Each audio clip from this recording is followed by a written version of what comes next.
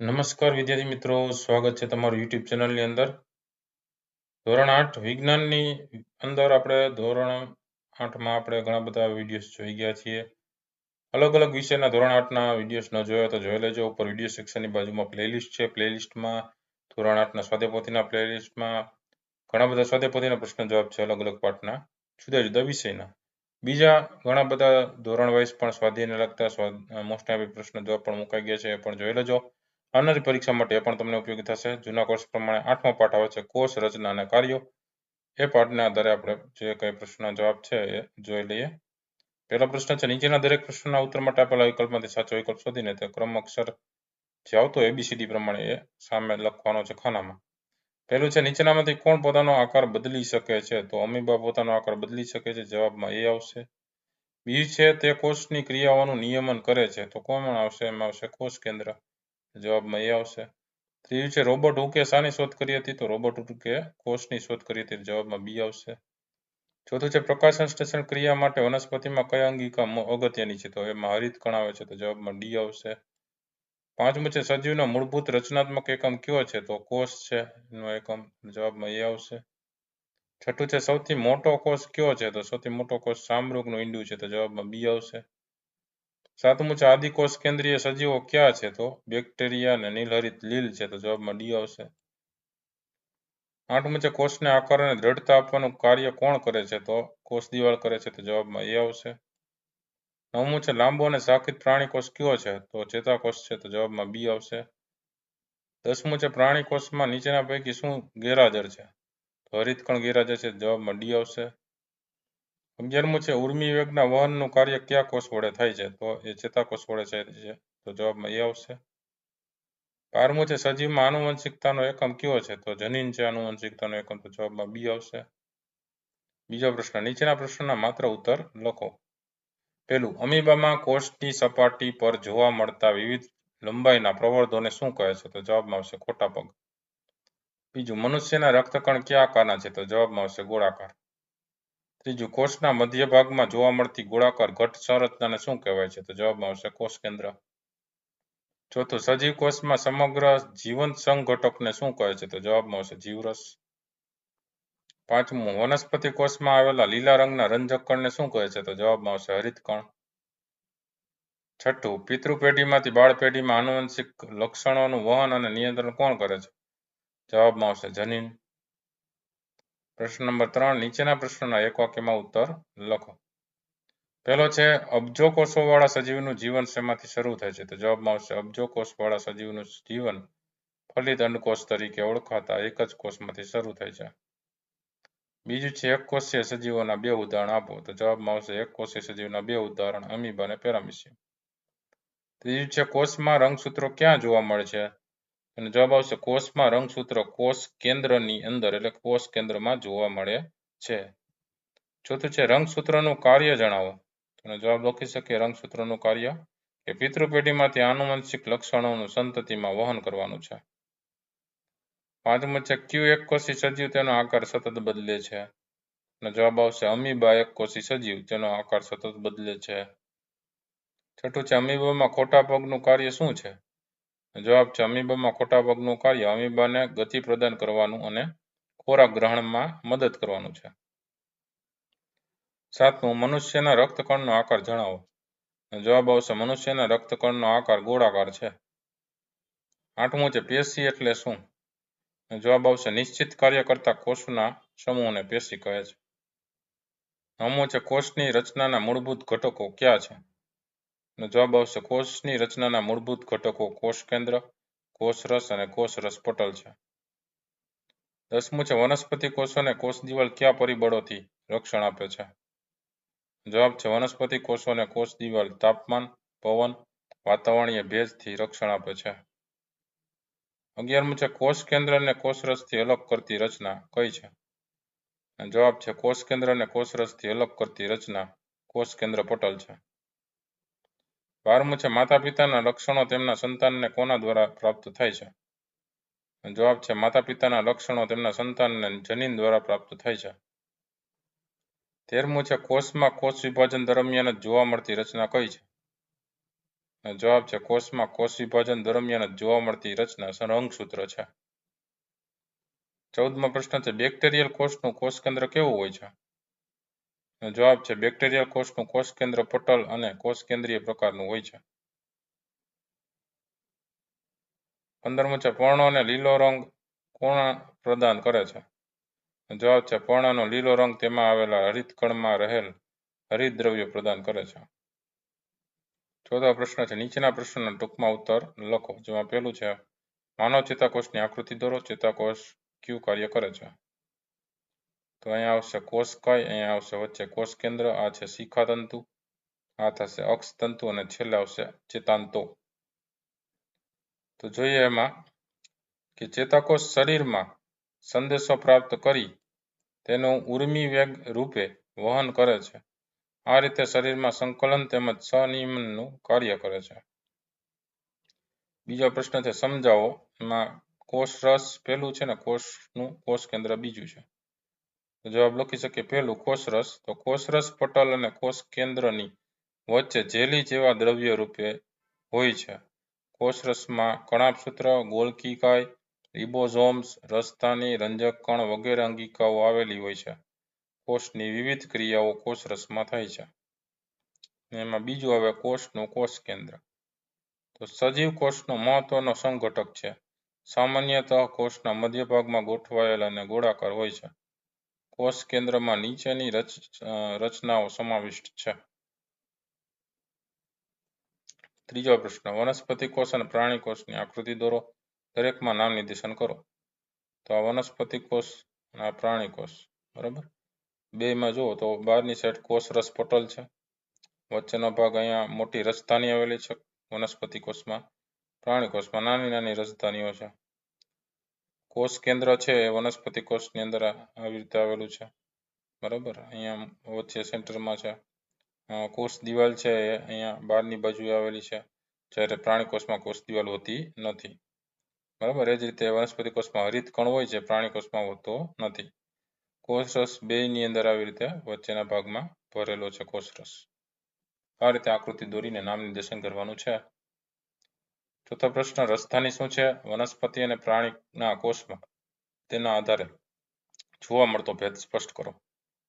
જવાબ લખી શકીએ કે રસધાની કોષના કોષરસમાં રહેલી ખાલી જગ્યાઓ છે.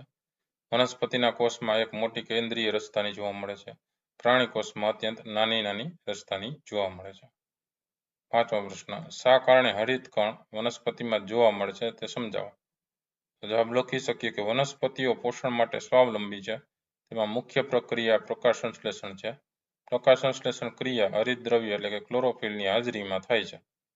હરિતદ્રવ્ય હરિતકણમાં આવેલું છે, આથી હરિતકણ વનસ્પતિમાં જોવા મળે છે. છઠ્ઠો પ્રશ્ન કોષોની સંખ્યાને આધારે સજીવના પ્રકાર સમજાવો. જવાબ લખી શકીએ કે કોષોની સંખ્યાના આધારે સજીવના બે પ્રકાર છે. પેલું એક કોષી સજીવો એટલે કે એક જ કોષના બનેલા હોય તેવા સજીવોને એક કોષી સજીવો કહે છે. ઉદાહરણ તરીકે અમીબા, પેરામીશિયમ, બેક્ટેરિયા. બીજું છે બહુકોષી સજીવો. તો એકથી વધારે કોષોના બનેલા શરીર ધરાવતા સજીવોને બહુકોષી સજીવો કહે છે. ઉદાહરણ તરીકે મનુષ્ય અને વનસ્પતિ. સાતમો પ્રશ્ન છે અમીબામાં ખોટા પગનું નિર્માણ અને તેનું કાર્ય જણાવો. અને જવાબ લખી શકે કે અમીબા અનિયમિત આકારનું પ્રાણી છે. તે તેનો આકાર સતત બદલે છે. આ દરમિયાન તેની કોષ સપાટી પર વિવિધ લંબાઈના પ્રવર્ધો તરીકે ખોટા પગનું નિર્માણ થાય છે. ખોટા પગનું કાર્ય અમીબાને ગતિ પ્રદાન કરવાનું અને ખોરાક ગ્રહણમાં મદદ કરવાનું છે. આઠમો પ્રશ્ન કોષ કેન્દ્રના આધારે કોષના પ્રકારની સમજૂતી આપો. જવાબ લખી શકીએ કે કોષ કેન્દ્રના આધારે કોષના બે પ્રકાર છે. એમાં એ આદિકોષ કેન્દ્રીય કોષ. પહેલું જોઈએ કે તેમાં કોષ કેન્દ્ર સુયોજિત હોતું નથી. બીજું તેમાં કોષ કેન્દ્ર દ્રવ્ય અને કોષરસને અલગ કરતું કોષ કેન્દ્ર પટલ આવેલું નથી. ત્રીજું આ પ્રકારના કોષોવાળા સજીવો આદિકોષ કેન્દ્રીય સજીવો તરીકે ઓળખાય છે. ઉદાહરણ તરીકે બેક્ટેરિયા, નીલહરિત લીલ. અને બીની અંદર વાત કરીએ તો સુકોષ કેન્દ્રીય કોષ. એમાં પહેલું આવશે કે તેમાં સુયોજિત કોષ કેન્દ્ર આવેલું છે. બીજું કોષ કેન્દ્ર રસ અને કોષરસને અલગ પાડતું કોષ કેન્દ્ર પટલ આવેલું હોય છે. ત્રીજું કોષ રસમાં કણાભસૂત્ર, ગોલ્ગીકાય, રંજક કણ વગેરે અંગિકાઓ આવેલી હોય છે. ચોથું આ પ્રકારના કોષોવાળા સજીવો સુકોષ કેન્દ્રીય સજીવો તરીકે ઓળખાય છે. ઉદાહરણ તરીકે મનુષ્ય, મરઘી, શામૃગ, ઉંદર વગેરે. પ્રશ્ન નંબર 5 વૈજ્ઞાનિક કારણો આપી સમજાવો. જેમાં પહેલું છે કોષ સજીવનો મૂળભૂત માળખાકીય એકમ છે. જવાબ લખી શકીએ. પહેલું, ઈંટો જોડીને ઇમારતનું નિર્માણ થાય છે. તે જ રીતે કોષો એકબીજા સાથે જોડાઈને સજીવ શરીરનું નિર્માણ કરે છે. બીજું, એકકોષી સજીવો ફક્ત એક જ કોષથી બનેલા છે. ત્રીજું, બહુકોષી સજીવનું જીવન પણ એક જ કોષ ફલિતાંડથી શરૂ થાય છે. ચોથું, બહુકોષી સજીવ દ્વારા કરવામાં આવતી બધી આવશ્યક ક્રિયાઓ એકકોષી સજીવ તેના એક કોષ વડે કરી શકે છે. પાંચમું, જટિલ રચના ધરાવતા સજીવના કોષોના સમૂહથી પેશી બને છે. પેશીના સમૂહથી અંગો અને અંગોના સમૂહથી તંત્ર બને છે. આથી કોષ સજીવનો મૂળભૂત એકમ છે. પ્રશ્ન નંબર 2, સંતાનો તેમના માતા પિતાને લક્ષણોની રીતે મળતા આવે છે. એમાં જવાબમાં લખીએ. પહેલું કે સજીવોમાં આનુવંશિકતાનો એકમ જનીન છે. બીજું, જનીન કોષ કેન્દ્રમાં આવેલા રંગસૂત્ર પર ગોઠવાયેલા છે. ત્રીજું, આ જનીનો પિતૃપેઢીમાંથી સંતતિ એટલે કે બાળ પેઢીમાં આનુવંશિક લક્ષણોનું વહન અને નિયંત્રણ કરે છે. ચોથું, માતા પિતાના જનીનો આનુવંશિક એટલે કે વારસાગત રીતે તેમના સંતાનને મળે છે. આથી સંતાનો લક્ષણોની રીતે તેમના માતા પિતાને મળતા આવે છે. પ્રશ્ન નંબર 6, તફાવતના 2 મુદ્દા લખો. પહેલું છે વનસ્પતિ કોષ અને પ્રાણી કોષ. તો વનસ્પતિ કોષમાં પહેલું કે તે કોષ દિવાલ ધરાવે છે, જ્યારે પ્રાણી કોષ દિવાલ ધરાવતો નથી.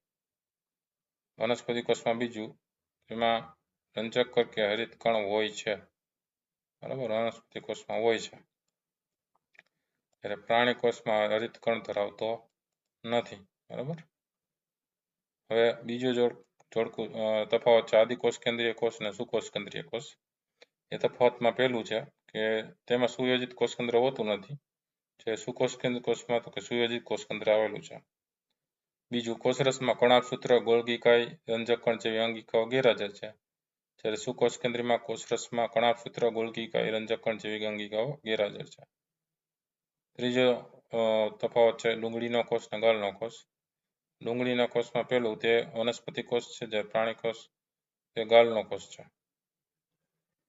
બીજું, તેને સેલ્યુલોઝની બનેલી કોષ દિવાલ હોય છે, જ્યારે ગાલના કોષમાં તેને કોષ દિવાલ હોતી નથી. પ્રશ્ન નંબર 7, નીચેના વિધાનોમાં ખરા વિધાન સામે સાચું અને ખોટા વિધાન સામે ખોટા નિશાની કરો. પહેલું, સ્નાયુ કોષો શાખિત હોય છે, તો જવાબમાં આવશે ખોટું. બીજું, સજીવનો પાયાનો જીવંત એકમ અંગ છે, એમાં આવશે ખોટું. ત્રીજું, અમીબા અનિયમિત આકાર ધરાવે છે, એમાં આવશે સાચું. ચોથું, અમીબા સુકોષ કેન્દ્રી એકકોષી સજીવ છે, એમાં આવશે સાચું. પાંચમું, સ્નાયુ કોષો શરીરમાં સંકલન અને સહનિયમનનું કાર્ય કરે છે, એમાં આવશે ખોટું. છઠ્ઠું છે કોષનું કદ વનસ્પતિના અને પ્રાણીના કદ સાથે સંબંધિત હોતું નથી, એમાં આવશે સાચું. સાતમું છે કોષમાં વિવિધ પદાર્થોનું અવર જવરનું નિયમન કોષ કેન્દ્ર પટલ કરે છે, એમાં આવશે ખોટું. આઠમું છે ટેન્ડન્સકેન્સિયા પર્ણના કોષના કોષરસમાં રંજકકણ વેરવિખેર આવેલા છે, એમાં આવશે સાચું. પ્રશ્ન નંબર 8, ખાલી જગ્યા પૂરો.